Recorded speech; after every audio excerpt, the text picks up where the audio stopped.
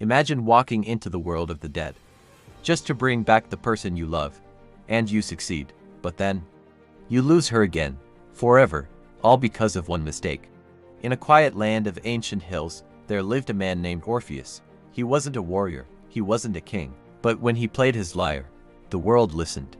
Trees bent toward him, rivers slowed down, even wild beasts lay peacefully at his feet.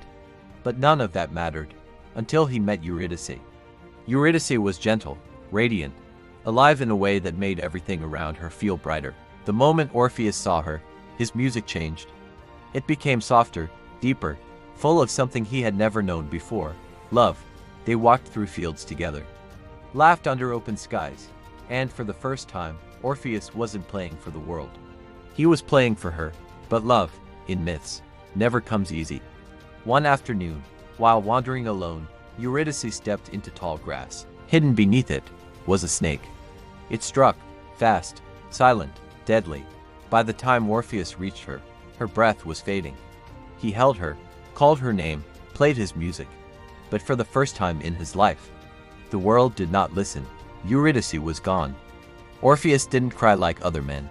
He played, and his music carried pain so deep that even the gods could hear it. It echoed through the heavens, through the earth, and into the underworld. A place no living man was meant to go, but Orpheus had made a decision. If death had taken Eurydice, he would take her back. The gates of the underworld stood cold and silent, guarded by shadows, feared by all. But Orpheus walked in, and he played. His music softened the hearts of spirits. It calmed the monstrous guard. It opened a path where none should exist. Step by step, he reached the rulers of the dead. Before the throne of the underworld, Orpheus played his final plea. Not with words, but with music filled with love, loss, and longing. Even the king and queen of the dead felt it. For a moment, death itself hesitated. Then they gave him a chance. You may take her back, they said, but there is one condition. You must walk ahead, and she will follow behind you.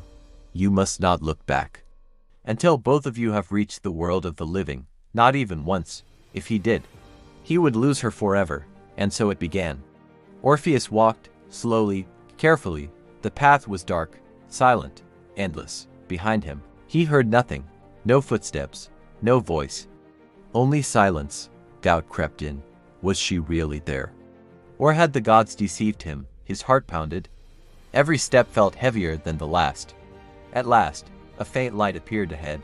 The exit. The world of the living. Freedom. Orpheus stepped into the light. His heart raced. Just one more step, and Eurydice would be safe. But then, he hesitated.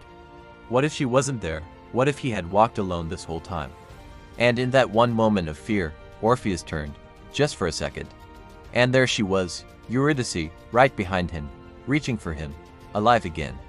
But as their eyes met, she began to fade. No. He cried, reaching for her, but it was too late. She was pulled back into the darkness, gone, not by death this time, but by doubt. Orpheus returned to the world.